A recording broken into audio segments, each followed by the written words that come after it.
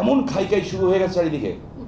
হ্যাঁ, মনে হচ্ছে মানচিত্রই খেয়ে ফেলবো। খারাপ মানুষের ধাক্কার চায়, ভালো মানুষ সামনের দিকে আসতে পারছে না। আমি আমার নিজের জীবনে খান বাহাদুর ওসমান আলীর নাতি হয়ে, একেএম শামসুজ্জোহার ছেলে হয়ে আমি দেখেছি টাকার অভাবে যখন চিকিৎসা হয় নাই, ওই কষ্ট কিন্তু আমি ভোগ করেছি।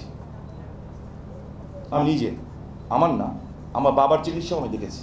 এমনকি 2001-এর পরে আমি যখন দেশ ছেড়েছি, আমি যেহেতু আমার ওই আমেরিকাতে ইন্স্যুরেন্স ছিল না, আমি কিন্তু আমার মেয়ের জন্য অ্যান্টিবায়োটিক ওষুধ কিনতে পারিনি।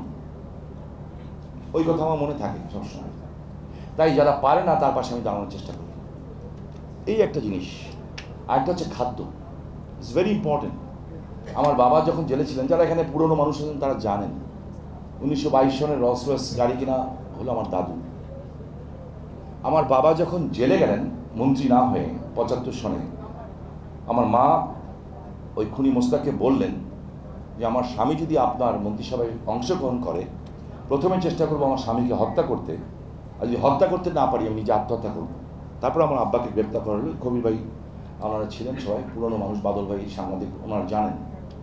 এরপরে কিন্তু আমাদের দিন গেছে খুব কঠিনভাবে।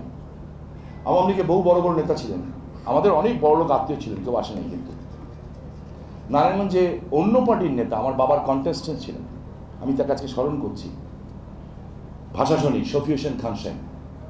উনি সকালবেলায় যখন আমাদের বাসায় কলিং বেল টিপ দিতেন, আমি আমার ইমিডিয়েট বড় বোন যেটা নার্গিস আপা, আমার দুইজন পাগলের মতো দৌড় দিয়ে নিচে যেতাম। এই খুশিতে যেতাম না যে শফি হোসেন খান সাহেব এসছেন, এই খুশিতে যেতাম যে আজকে সকালে আমরা একটা পাউরুটি দিয়ে কিছু নাস্তা খাবো। সো আমি এটা দেখেছি। ওরা এডুকেশনের ব্যবস্থা করেছে।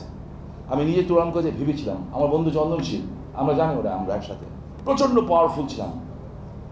ছাত্রনেতা হিসাবে যতটুকু পাওয়ারফুল ছিলাম, আমার মতো 10টা এমপির ওই পাওয়ার ছিল না, two B honestly.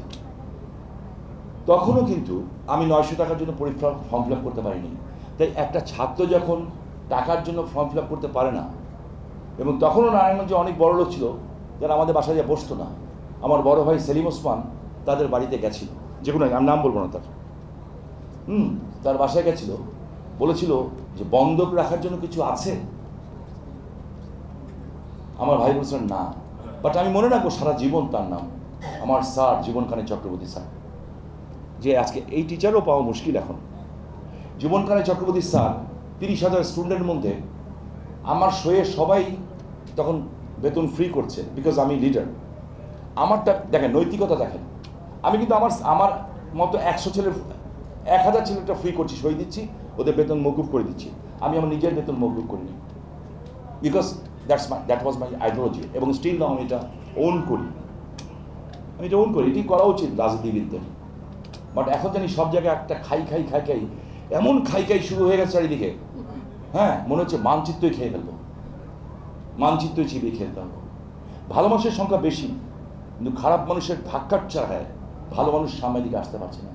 New generation, যে আমার ছেলে বক্তব্য দিল, এই নিউ জেনারেশনের দায়িত্ব হচ্ছে ভালো মানুষের জন্য রাস্তাটাকে পরিষ্কার করে দেওয়া, তার বিনিময়ে কিছু চাওয়া না।